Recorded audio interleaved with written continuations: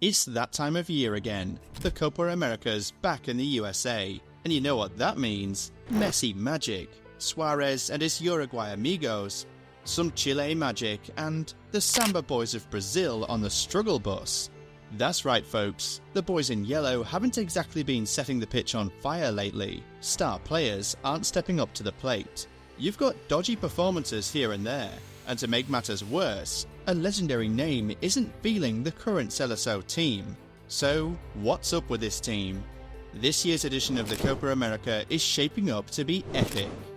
Aside from the fact that the tournament is making a comeback to the US of A, you've got seasoned veterans like Lionel Messi, Luis Suarez and Angel Di Maria appearing in what is probably their last dance on the international stage. Then there's Brazil, the 5-time world champions and 9-time Copa America winner. The Selecao will be coming to America with a bunch of super talented youngsters, itching to prove themselves in the tournament. Brazil has a weird history with the Copa America. They've won 9 tournaments out of the whole 44 they've played. There was that crazy time in 2016 when Neymar had a huge choice to make, either to play in the Copa or go for the Olympics. It was all over the Brazilian news for ages. In the end, he went for the gold medal and skipped the special Copa America that year. But this year feels different. It feels like Brazil needs a statement win. They haven't been themselves lately and have been playing catch-up to their eternal rival Argentina.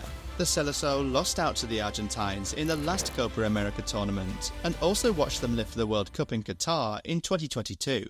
The Samba boys have been on a soul-searching mission since then, employing and discarding 2 interim managers.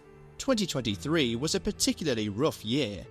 A draw with Peru to end the year, then 3 straight losses to Uruguay, Colombia and even Argentina. The team desperately needed a breakthrough, and with the arrival of a new coach, Brazil have put in some promising results since the start of the year.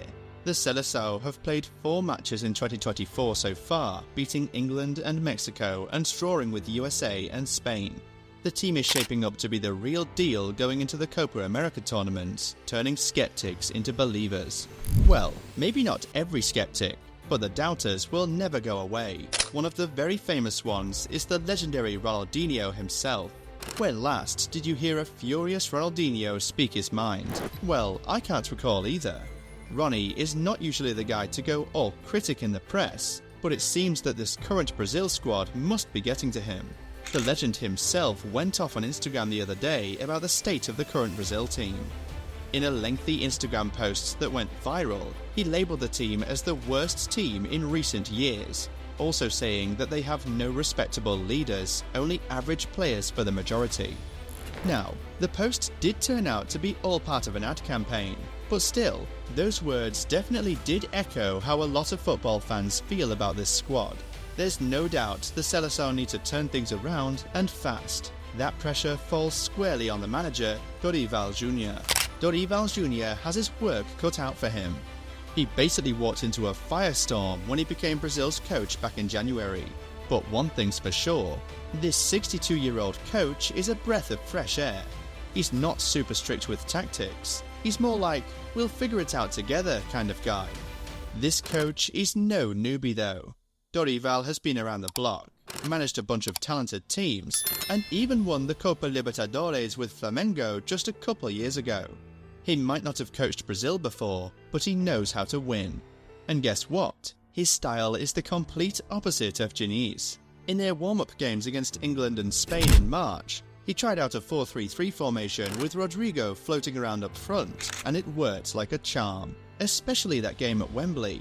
It was like night and day compared to how Brazil had been playing. That formation seems like the way to go for the Copa America this summer, especially with no Neymar around. The 32 years old, who has been the heart and soul of the team in the last decade, will miss the tournament as he is still recovering from that knee surgery. But good thing Dorival has some time to tinker before their first game on June 25th against Costa Rica. He's been trying out different styles and utilising different guys too, and it isn't like Brazil is lacking in amazing talents. They are everywhere you look, with the king of them all being Vinicius Jr. Fresh from another Champions League conquest with Real Madrid, Vini is the man Dorival will be counting on to lead the team to victory. And why not? 24 goals and 11 assists for Real Madrid. Some folks are already pushing for Vinny to win the Ballon d'Or this year. But there's also the small issue of Jude Bellingham.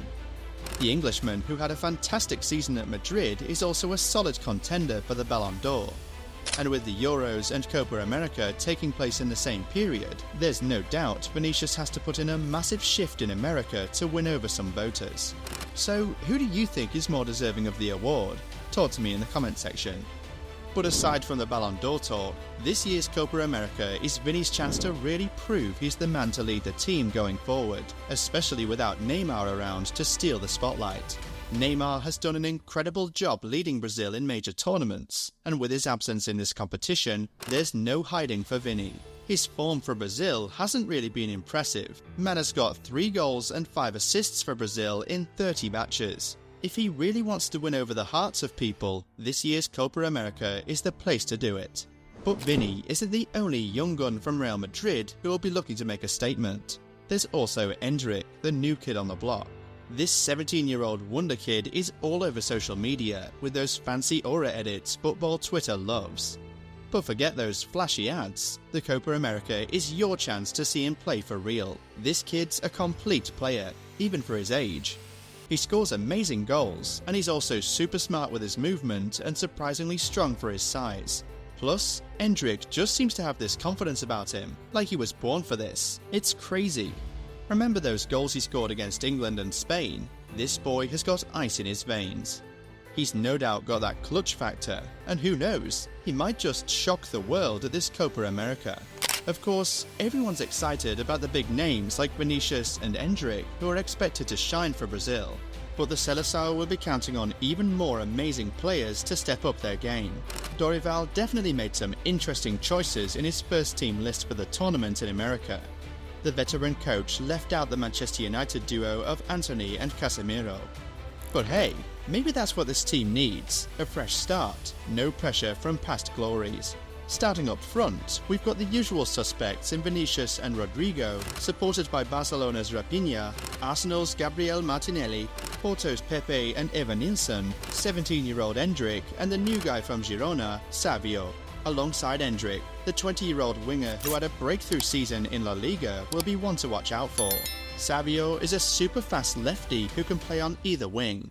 The youngster is not expected to make the starting lineup, so he'll probably be a secret weapon coming off the bench. Big names like Neymar and Richarlison will be missing out on the fun due to injuries. The Selecao midfield is stacked with Premier League talents like Andreas Pereira, Bruno Guimaraes, Douglas Luiz, João Gomes, and of course, Lucas Paqueta. Speaking of Paqueta, there was a bit of a scare of him missing out, seeing how he got in trouble with the English FA for some betting stuff. Thankfully, the Brazilian Federation let him stay on the team, which is a relief because he's going to be a key player.